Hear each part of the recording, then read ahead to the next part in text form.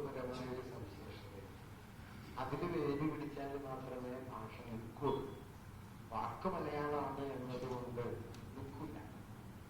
അപ്പൊ ബോയിലിംഗ് പോയിന്റിന് പണ്ട് ഹാൻസ് ട്യൂബുകാരുണ്ടാക്കിയ ഒരു വിവർത്തനം, അത് കൊഥനാങ്കം. ഇത് കേട്ട് കുട്ടികൾ മരിച്ചു.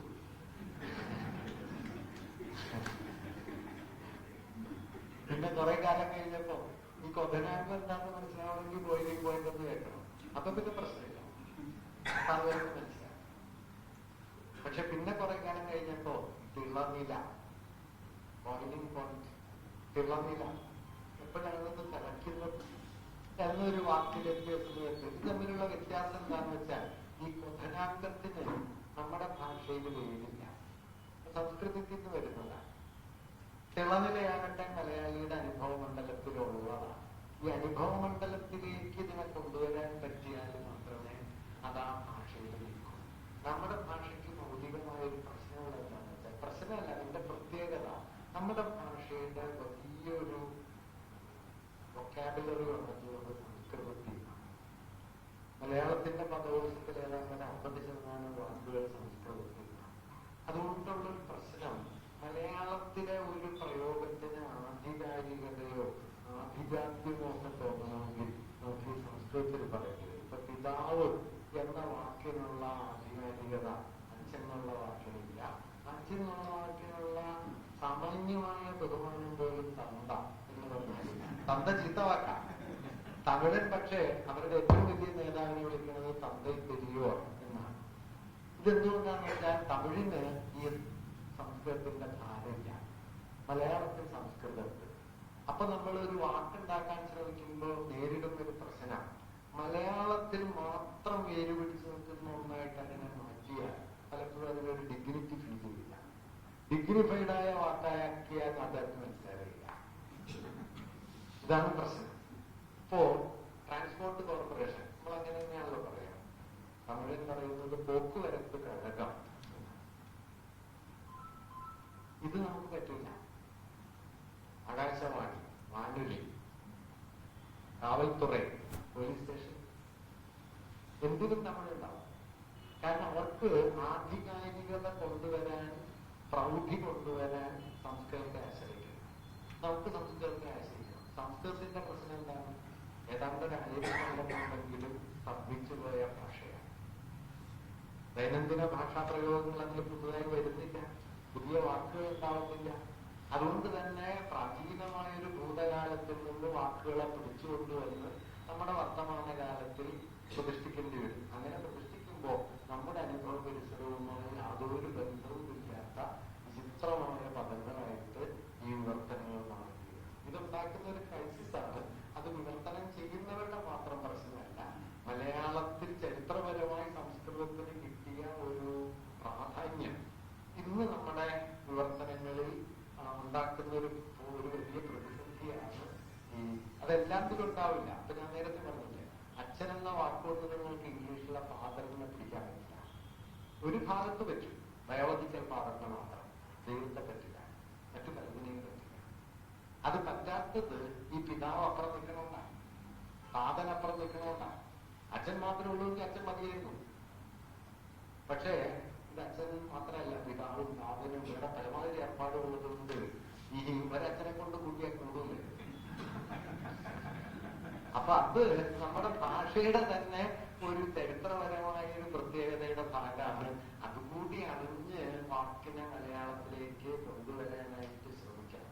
പക്ഷെ അതിനൊക്കെ ഗംഭീര മാതൃകകളുണ്ട്. നമ്മൾ വായിച്ചിട്ടാവില്ല. 19ാം നൂറ്റാണ്ടിലെ ബൈബിളിന് മലയാളത്തിലുണ്ടായ പരിഭാഷ, സത്യവേദ പുസ്തകം വായിച്ചു നോക്കിയാൽ എന്തൊരു മലയാളമാണ്, എന്തൊരു ഭംഗിയാണ്. വാസ്തവത്തിൽ മലയാളത്തിന് നഷ്ടപ്പെട്ടു പോയ ഒരു സൗന്ദര്യമാണ് ഈ ബൈബിൾ ഭാഷയിലൂടെ തെളിഞ്ഞു വന്നത്. അത് 20ാം നൂറ്റാണ്ടിന്റെ തുടക്കമായപ്പോ ഈ തിരുവനന്തപുരം കേന്ദ്രീകരിച്ച് ഒരു തരം പുതിയ മലയാളം ഉണ്ടായി വന്നപ്പോ സംസ്കൃതബദ്ധമായ ഒരു മലയാളമായി തീരുകയും അത് എന്താ പറയാ, ഈ ഭാഷയുടെ ഭംഗിയെ ജോർജ് മാത്തൻ എഴുതുന്നുണ്ട്.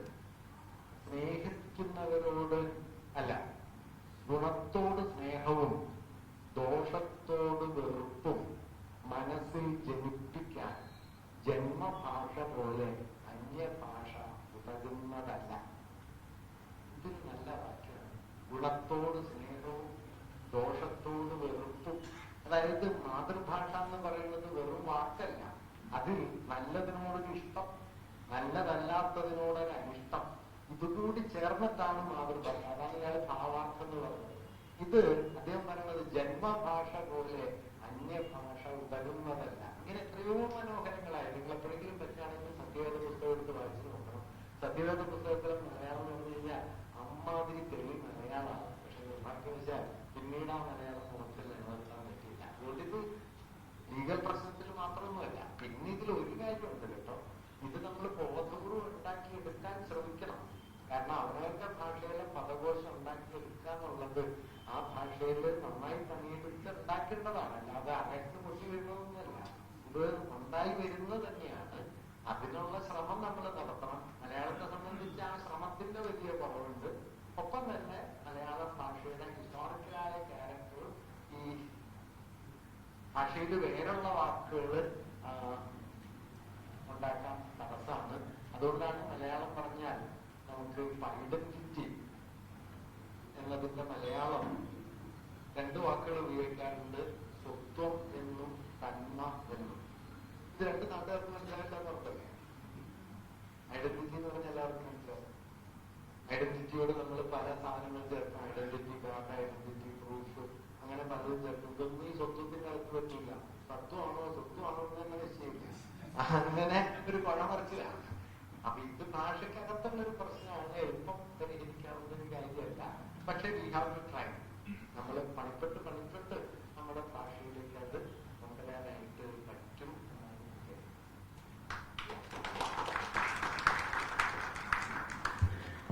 ചോദ്യമല്ല, ഈ സ്കൂൾ കാലഘട്ടം മുതൽ നമ്മൾ ഭയങ്കര യാന്ത്രികമായിട്ട് മറ്റുള്ള ഭാഷകൾ കേവലം കാപ്പിമാർ മത്തിന് പെറ്റമ തൻഭാഷകളാണ് യാന്ത്രികമായിട്ട് പഠിക്കുന്നതല്ലാതെ അതൊരു ജനതയുടെ സ്വത്വത്തിനെ അടയാളപ്പെടുത്തുമ്പോഴാണ് അത് മാതൃഭാഷ ആകുന്നത് എന്നുള്ള ഇതിലൊരു ഉൾക്കാഴ്ച ഇത്രയും 1 മണിക്കൂർ സാറിന് കേട്ടിരുന്നതിൽ കിട്ടി. അതൊക്കെ പറയാൻ കഴിയും.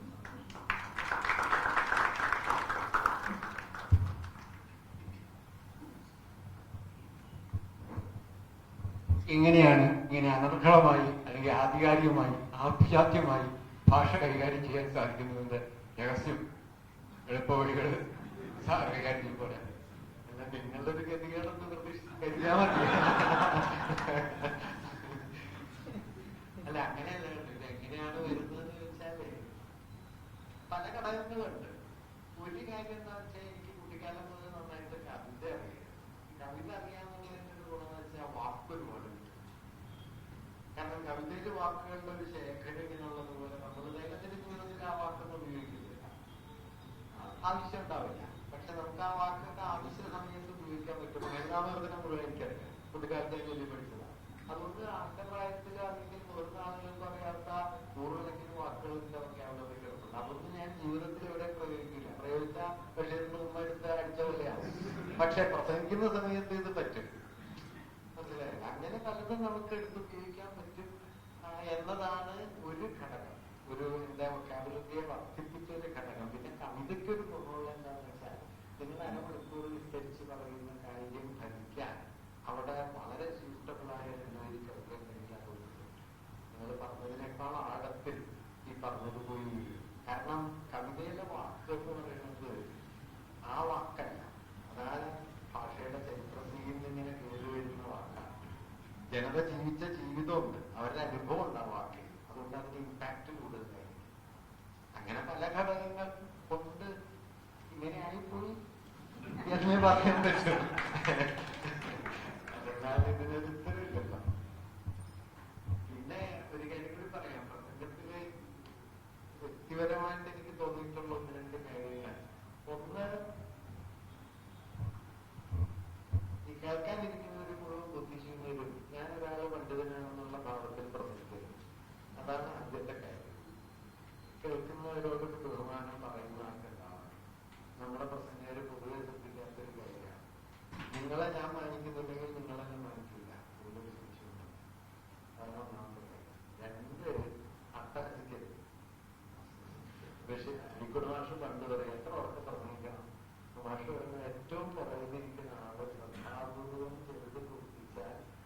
കേൾക്കാവുന്ന അത്രയും ഒച്ചയിൽ.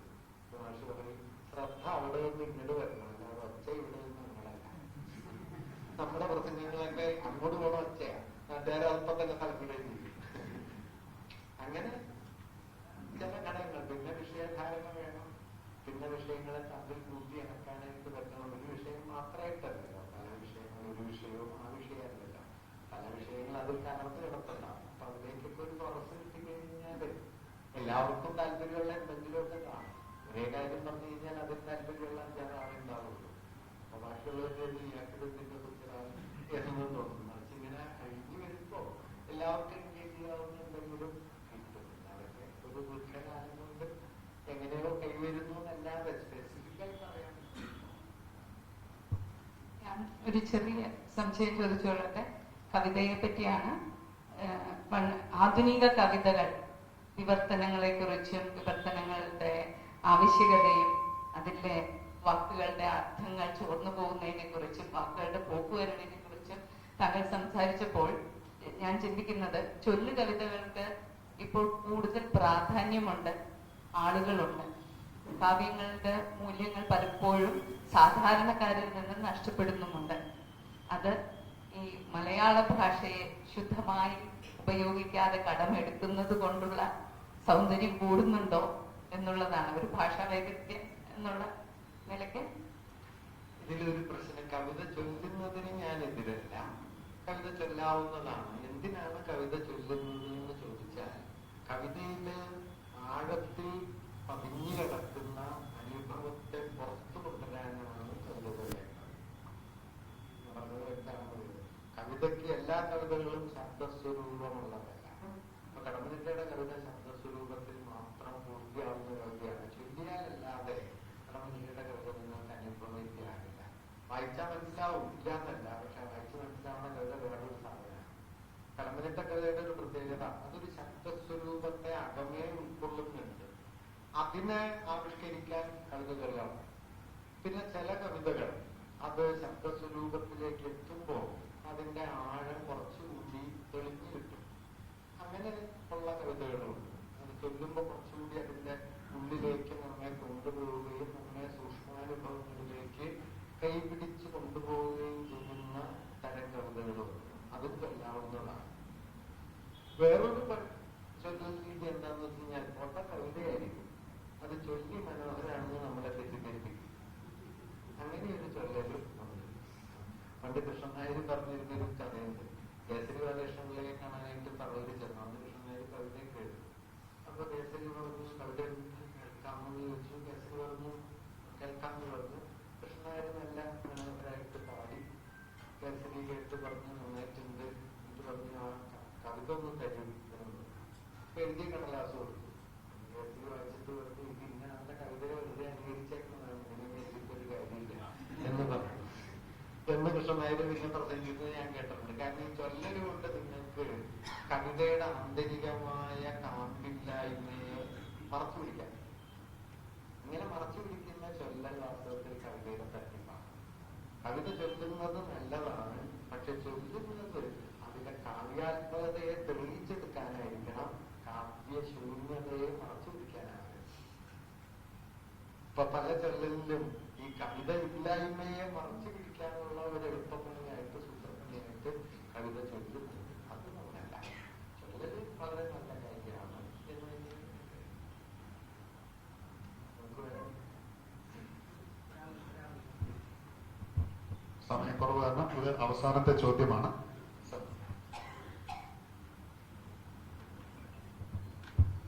സാറിപ്പോ തൊട്ടു മുമ്പ് പറഞ്ഞ കാര്യത്തെ പറ്റി തന്നെയാണ് എനിക്ക് ചോദിക്കാനുള്ളത്. നമ്മള് പേജുകളോളം ഉപന്യസിക്കുന്നതിനേക്കാൾ വളരെ ഇതായിട്ട് കവിത 2 വാക്കുകൾ. സാർ ഇന്നലെ ഒരു ഫേസ്ബുക്ക് പോസ്റ്റ് എഴുതിയിട്ടിരുന്നു, അരുളൻ അനുകമ്പ 3-നും പൊരുളൊന്നാണിത് ജീവധാരകം.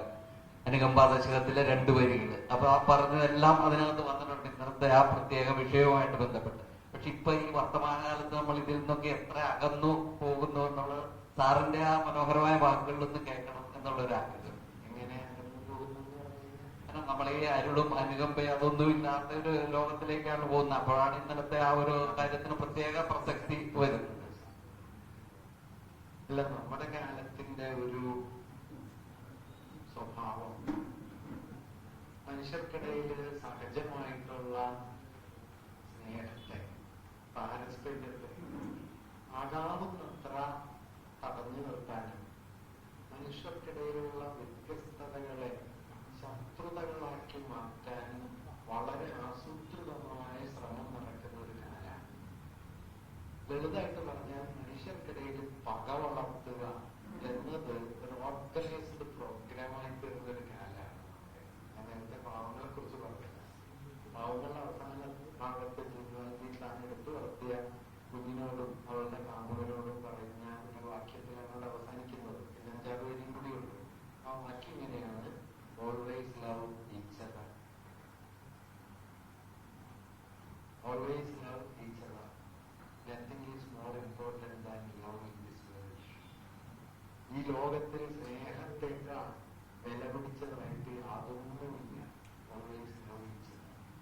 ഇന്ന് നമ്മുടെ ജീവിത പരിസരത്ത് നോക്കിയാൽ ഇതിന്റെ നേരെ വിപരീതമായൊരു കാര്യമാണ്. അപ്പൊ നമ്മളൊക്കെ തന്നെയും നമ്മൾ ശ്രദ്ധിക്കേണ്ടതാണ് കേട്ടോ. വ്യത്യാസങ്ങളെല്ലാം ശത്രുതയല്ല, വ്യത്യാസങ്ങൾ അനിവാര്യമാണ്. പ്രകൃതിയുടെ അടിസ്ഥാന സ്വഭാവമാണ് വ്യത്യാസം. രണ്ടാളുകൾ 100% ഒരുപോലെയല്ല. ഒരു മരത്തിൽ 100 ഇലയുണ്ടെങ്കിൽ നിങ്ങൾ സൂക്ഷിച്ചു നോക്കിക്കോളൂ, ഒരില പോലും മറ്റൊരിലയുടെ തനിപ്പകർത്തല്ല. ചെറിയ വ്യത്യാസം. വ്യത്യാസമാണ് യാഥാർത്ഥ്യം. റെപ്പറ്റീഷൻ ആൻഡ് ഡിഫറൻസ് ആണ്. In the absence of difference repetition is mechanical. ഒരില വേറെ ഇലയിൽ നിന്ന് മാറിയില്ലെങ്കിൽ പിന്നെ ഇതിനൊരു അർത്ഥമില്ല. പക്ഷെ നമ്മുടെ കാലത്തിന്റെ പ്രത്യേകത എന്താണെന്ന് വെച്ചാൽ, നിങ്ങൾ ഫേസ്ബുക്കിൽ ഒരു പോസ്റ്റ് ഇട്ടു, അതിനോട് ഏതെങ്കിലും നിലയ്ക്കൊരു വ്യത്യാസം ഉണ്ടെങ്കിൽ അതിനെ പിന്നെ ആജീവനാന്ത പകയാക്കി മാറ്റാൻ എങ്ങനെ പറ്റും എന്നാലോചിച്ച് നടക്കുന്ന ഒരു കൂട്ടം ആളുകളുണ്ട്. ഇത് യാദൃച്ഛികമല്ല. ഈ പക വളർത്തുക എന്നുള്ളത് ഫാഷിസ്റ്റുകളുടെ ഒരടിസ്ഥാന താല്പര്യം. ഞാനിതിനെ നിഷ്കളങ്കായിട്ട് കാണുന്നില്ല. ഫാഷിസം ലോകത്ത് ചെയ്ത ഒന്നാമത്തെ കാര്യം സാർവത്രികവും യാന്ത്രികവുമായ ഏകതയെ സ്ഥാപിക്കുക, വ്യത്യസ്തതകളെ മുഴുവൻ ശത്രുതകളാക്കുക. ഏകത എന്ന് പറഞ്ഞാൽ എന്താ? നമുക്ക് ഐക്യം എന്ന് പറയുന്നത് മെക്കാനിക്കൽ സിമിലാരിറ്റി അല്ല. ഒരു ഫാക്ടറിയില് യന്ത്രത്തില് ഒരേപോലുള്ള 1000 നെട്ടോ ബോൾട്ടോ ഉണ്ടാക്കിയാൽ ആ 1000 നെട്ടും ബോൾട്ടും ഒരേപോലെ ഇരിക്കുന്നതിന്റെ പേര് യൂണിറ്റി എന്നല്ല, മെക്കാനിക്കൽ സിമിലാരിറ്റി എന്നാണ്. യൂണിറ്റി എപ്പോഴാണ്? എനിക്ക് നിങ്ങൾക്കിടയിൽ വ്യത്യാസം ഉണ്ടാവുകയും ആ വ്യത്യാസങ്ങൾക്ക് മുകളിൽ ഒരുമിച്ച് നിൽക്കാനായിട്ട് നമ്മൾ തീരുമാനിക്കുകയും ചെയ്യുന്നതിന്റെ പേരാണ് unity. That means unity demands A political will. നിങ്ങളുടെ ഇച്ഛ വേണം. വ്യത്യാസത്തിനപ്പുറം നമ്മൾ ഒരുമിച്ച് നിൽക്കുന്നല്ലോ എന്ന് ഞാനും നിങ്ങൾ ചേർന്ന് അനുഭവിക്കുന്നതിന്റെ പേരായിരിക്കും, അല്ലാതെ ഞാനും നിങ്ങൾ ഒരുപോലെ ആയിരിക്കുന്നതിന്റെ പേരല്ല. ഇന്ന് നമ്മുടെ ലോകം എന്ന് പറയുന്നത് ഈ സിമിലാരിറ്റി എന്ന് പറയുന്നതിനെ യാന്ത്രികമായ ഒന്നായി സങ്കല്പിക്കുകയും എല്ലാവരും ഒരേ ഭാഷ സംസാരിക്കുക, ഒരേ ഭക്ഷണം കഴിക്കുക, ഒരേ ദൈവത്തെ പ്രാർത്ഥിക്കുക, ഒരേ വാക്കുകളിൽ സംസാരിക്കുക എന്ന മട്ടിലുള്ള ഫാഷിസ്റ്റ് യുക്തിക്ക് വമ്പിച്ച മേൽക്കൈ കിട്ടുകയും വ്യത്യാസങ്ങളൊക്കെ ശത്രുതകളായിട്ട് പരിഭാഷപ്പെടുത്തപ്പെടുകയും ചെയ്യുന്നില്ല. അതുകൊണ്ട് ഇന്ന് ലോകത്ത് സ്നേഹം എന്ന ആശയത്തിന് മുൻപുള്ളതിന്റെ പല മടങ്ങ് രാഷ്ട്രീയ മൂല്യമുണ്ട് എന്ന് ഞാൻ കരുതുന്നു. സ്നേഹം ഒരു പേഴ്സണൽ ഫീലിംഗ് അല്ല, സ്നേഹം ഒരു സോഷ്യൽ ഫീലിംഗ് ആണ്. സ്നേഹത്തെക്കുറിച്ച് ഞാൻ വായിച്ച ഏറ്റവും മനോഹരമായ ഒരു വിശദീകരണം ഒരു പത്രപ്രവർത്തകന്റെയാണ്. അയാൾ സാധാരണയായിട്ട് എഴുതിയതാണ്, പക്ഷെ ഇന്ന് ഹൈലി പ്രൊഫൗണ്ടായ ഒരു സ്റ്റേറ്റ്മെന്റ് ആണ്. Love is that condition in which happiness of another person is essential for your own. Love is that condition in which happiness of another person is essential for your own. നിങ്ങളുടെ ആനന്ദത്തിന് മറ്റൊരാളുടെ ആനന്ദം അനിവാര്യമായിരിക്കുന്ന സ്ഥിതിയുടെ പേരാണ് സ്നേഹം. That means സ്നേഹം എന്ന് പറയുന്നത് മറ്റൊരാളുടെ ആനന്ദമുണ്ട്, നിങ്ങളുടെ മാത്രമല്ല. മറ്റൊരാളുടെ ആനന്ദം കൊണ്ട് മാത്രം നിങ്ങൾക്ക് കൈവരുന്ന ആനന്ദാനുഭവത്തിന്റെ പേരാണ് സ്നേഹം. അതുകൊണ്ട് സ്നേഹം എത്ര വലുകുന്നോ അത്രത്തോളം സമൂഹം അപരോന്മുഖം. Oriented to the other, not to the self. Narayana Guru പറഞ്ഞില്ലേ, അപരപ്രിയ ഹേതുവായി വരണം. ഈ അപരപ്രിയ ഹേതുത്വത്തെ ഏറ്റവും കൂടുതൽ സാക്ഷാത്കരിക്കുന്ന ഒന്നാണ് സ്നേഹം എന്ന ഒരു അനുഭവതലം. ആ സ്നേഹത്തെ പരമാവധി നിരാകരിക്കാനാണ് അങ്ങനെ ശ്രമിക്കുന്നത്. കാന്തപുരം ഇന്നലെ ചെയ്യുന്ന പ്രവൃത്തിയുടെ പേരിൽ അദ്ദേഹത്തിന്റെ എല്ലാ നിലപാടുകളോടും യോജിക്കുന്ന ആളല്ല ഞാൻ. അദ്ദേഹം പല മതകാര്യങ്ങളിൽ എടുക്കുന്ന നിലപാടും യാഥാസ്ഥിതിക പക്ഷെ ഒരു ക്രിട്ടിക്കൽ മൊമെന്റിൽ ഒരാൾ തേരുന്നു. ആ മൊമെന്റാണ് ജീവിതം. ആ മൊമെന്റിന് മുന്നിൽ പിന്നിലായിട്ട് വേറെയാണോ? ഒരാളുടനീളം ഒരാളല്ല എന്ന് കൽപ്പിച്ച മാഷിന്റെ അല്ലേ? ഒരാളും ഉടനീളം ഒരാളല്ല. കള്ളൻ തന്റെ വീട്ടിൽ കള്ളനല്ല. കള്ളൻ വീട്ടിൽ കള്ളനല്ലേ? അതുകൊണ്ട് ഒരാളും ഉടനീളം ഒരാളല്ല. അതുകൊണ്ട് ഒരാളിൽ നന്മയുടെ ഒരു കിണ്ണം തെളിഞ്ഞു വരുന്ന സമയത്ത് നമ്മളതിനെ പിടിച്ചേക്കണം, അതിനെ വിട്ടുകളയുന്നത്. ആ വെളിച്ചത്തെ കാണുന്നതിന് പകരം അയാളുടെ പഴയ ഒരു കുളനായ്മ എടുത്തിട്ട് ഇയാളല്ലേ അയാളെന്ന് ചോദിക്കരുത്. ഇപ്പൊ അതായത് ഏത് നന്മയുടെ പിന്നാമ്പുറത്തുള്ള ഇരുട്ട് കണ്ടുപിടിച്ച് ഇരുട്ടിനെ പ്രൊജക്ട് ചെയ്യുക, അതിലെ വെളിച്ചത്തെ പരമാവധി മൂടി വെക്കുക എന്നുള്ളത് ഒരു ഫാഷിസ്റ്റ് യുക്തിയാണ്. അതിനെതിരെ സ്നേഹത്തിൽ എത്തിപ്പിടിക്കുക എന്നുള്ളത് ഒരു രാഷ്ട്രീയ സമരമാണ്, ഒരു പൊളിറ്റിക്കൽ സ്റ്റൈലാണ്. അതുകൊണ്ട് അതാണ് നമ്മൾ